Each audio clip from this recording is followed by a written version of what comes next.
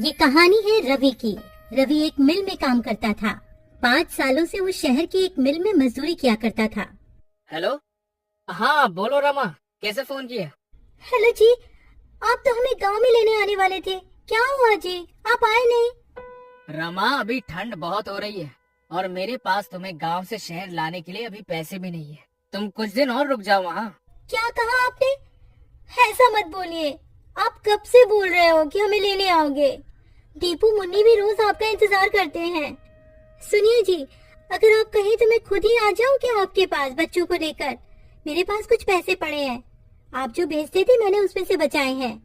अगर ऐसा है तो फिर आ जाओ, और तुम्हारे पास घर का पता तो है ही, वहाँ ही चले जाना।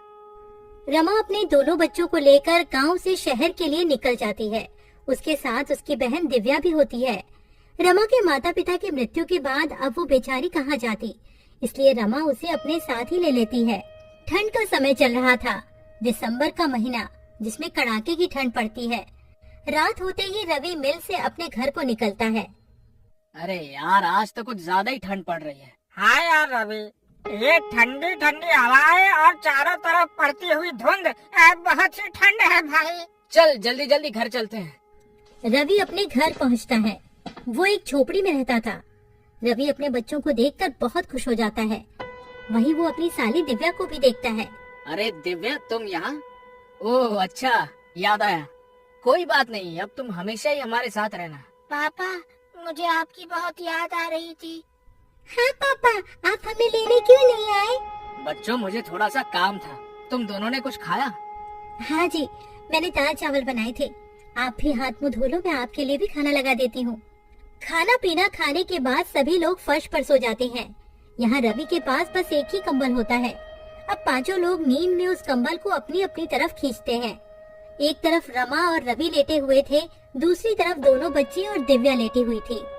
रमा को ठंड लग रही होती है तो वो सारा कंबल अपनी ओर खींच लेती है। ठंड तो उस समय सबको लग रही होती है, ठंड जो इतनी कड़ाके की पड़ रही होती है। तभी रवि उठकर देखता है कि उसके बच्चे और उसकी साली दिव्या ठंड से कांप रहे होते हैं और सारा कंबल रमा ने उड़ा हुआ होता है। रमा, उठो उठो जल्दी। क्या हुआ जी, आप जाग क्यों रहे हो? वहाँ देखो। रमा अपने बच्चों और बहन की तरफ देखती है और वो घबरा जाती है। उसके बच्चे और बहन ठंड से कांप रहे होते हैं। हाँ जी, आप देख क्या रहे हो? जल्दी से कंबल बच्चों पर डाल दो ना, ठंड बहुत है। रवि सारा कंबल बच्चों और दिव्या पर डाल देता है और रवि और रमा दोनों ही बिना कंबल के ठंड से ठिठुर के सो जाते हैं। सुबह रवि और रमा दोनों ही जल्दी उठ जाते हैं। रमा, तुम ठीक तो हो ना? तुम्हें सर्दी तो नहीं हो गई? रात को बहुत ज्यादा ठंड थी, मैं इसीलिए तुम सबको यहाँ नहीं बुलाना चाहता था। मेरे पास तुम्हें ठंड से बचाने के लिए कपड़े भी नहीं है, मुझे माफ कर दो। हाँ जी, आप क्यों माफी मांग रहे हो? आप चिंता मत करो, मैं बिल्कुल ठीक हूँ। आप तैयार हो जाइए, आपको मिल भी तो जाना है। मिल जाते हुए रवि परेशान सा लग रहा होता है। वो सोच रहा था कि मालिक से एडवांस पैसे ले लेगा, जिससे वो एक और कंबल खरीद कर ले आएगा। लेकिन जब वो मिल जाकर देखता है तो मिल में जोरों की आग लगी हुई होती है। वो अपने दोस्त प्रीतम से पूछता है, प्रीतम, ये मिल में आग कैसे लग गई है?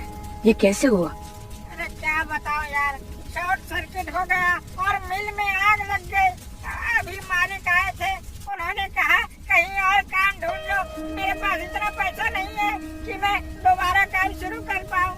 रवि प्रीतम से ऐसा सुनकर और निराश हो जाता है, पर सोच पे पड़ जाता है कि अब तो वो इतनी जल्दी कंबल कहाँ से लाएगा।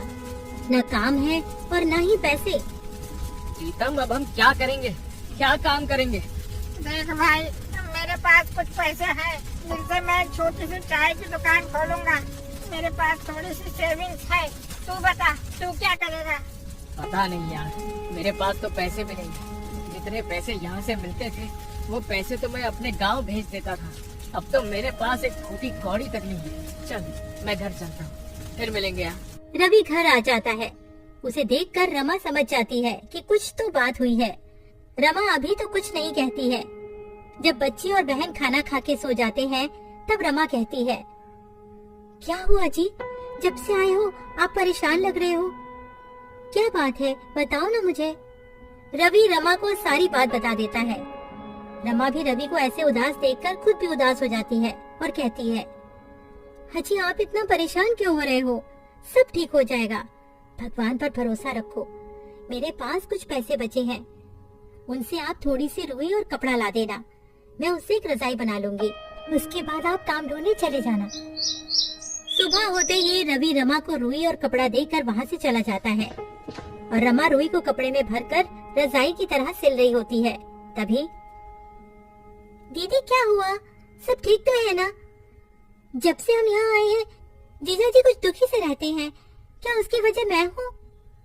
अरे दिव्या तू पागल है क्या? ऐसा कुछ भी नहीं है। तू तो जानती है ना तेरे जीजा जी तो ऐसे नहीं है जैसा तू सोच रही है। वो तो उनकी मिल में आग लग गई है, वो इसीलिए परेशान है। तू ज्यादा अपना दिमाग मत चला। हाँ जाकर अब अपना काम कर। रमा एक सुंदर सी रजाई बना देती है। उधर रवि पूरे दिन यहाँ वहाँ काम ढूंढता है पर उसे कोई काम नहीं मिलता है। वो निराश होकर घर आ जाता है। रवि घर आकर देखता है रमा ने एक सुंदर सी रजाई बना ली होती है। अरे वाह रमा, तुमने तो बहुत ही सुंदर रजाई बनाई है।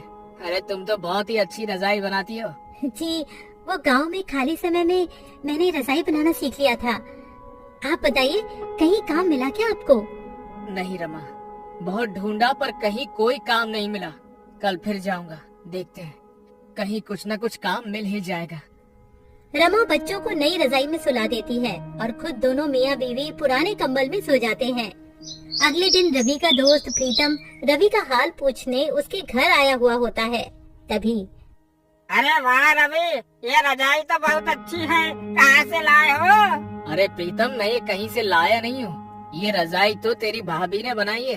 क्या कह रहे हो? ये रजाई भाभी ने बनाई है? भाई ये तो बिल्कुल वैसी ही रजाई है जो दुकानों में मिलती है। अरे वाह भाभी जी, आप तो बहुत ही बड़ी कलाकार हैं। अरे तू वो सब छोड़, ये बता तेरी चाय की दुकान का क्या हुआ? हाँ भाई, मैं इसीलिए तो आया हूँ। मैंने हाईवे पर एक चाय का स्टॉल खोला है। तू बता तेरा क्या हुआ, कहीं पर काम मिला कि नहीं? नहीं भाई, अभी तो मुझे कहीं भी कोई काम नहीं मिला। मिल जाएगा, वैसे भी मैं ढूंढ तो रहा ही हूँ। अच्छा, आप भाभी एक रजाई मेरे लिए भी बना देना, मुझे ये रजाई बहुत पसंद आई है। जी भाई साहब, मैं आपके लिए भी एक ऐसी ही रजाई बना दूंगी, आप ले जाना। अच्छा रवि, तुम एक काम क्यों नहीं करते हो? क्यों ना तुम रजाई बेचना शुरू कर दो। भाभी जी बहुत अच्छी रजाई बनाती है, लोग खूब खरीदेंगे ऐसी रजाई। तुम बोल तो ठीक ही रही हो, अभी तो मेरे पास कोई और काम नहीं है और ठंड भी बहुत पड़ रही है। चलो ऐसा ही करके देखता हूँ कुछ दिन। पर प्रीतम, मैं ये रजाई बेचूंगा कहाँ? हाईवे पर मेरे चाय के स्टॉल के पास तुम भी रजाई बेच सकते हो। पर प्रीतम, में एक और दिक्कत है, मेरे पास पैसे भी नहीं है सामान लाने के लिए। अरे तुम चिंता मत करो, ये लो पैसे, इनसे तुम सामान ले आना है। ठीक है, फिर मैं आज ही रजाई बनाने का सामान ले आता हूँ। क्यों रमा, ठीक है ना? हाँ, जैसा भी कहो, मैं तो आपके साथ कोई भी काम करने को तैयार रहती हूँ। रवि और प्रीतम दोनों चले जाते हैं। रवि बहुत सारी रुई और कपड़ा घर ले आता है।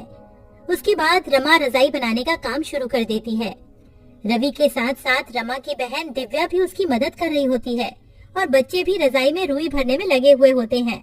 2 से 3 दिन में सबने मिलकर 10 रजाइयाँ बना ली होती हैं और रवि सारी रजाइयाँ लेकर हाईवे पर प्रीतम के बगल में ही बेचने लगता है और देखते ही देखते उसकी रजाइयाँ बिकने लगती हैं। वो रजाइयाँ बहुत सुंदर लग रही होती हैं, इसकी वजह से लोग खरीदने आ रहे होते हैं। देखा तुमने रवि, बिक गई ना सारी रजाइयाँ। अब तो बस रजाइयाँ बनाते रहो। रवि घर जाकर रमा को सारी बात बता देता है। रमा बहुत खुश हो जाती है और रवि और रजाइयाँ बनाने की तैयारियां करने लगता है और रवि का रजाइयों का कारोबार खूब अच्छा चलने लगता है। इस तरह रवि अपना खुद का काम करने लगता है और अपने परिवार की सारी जरूरतों को पूरा करता है।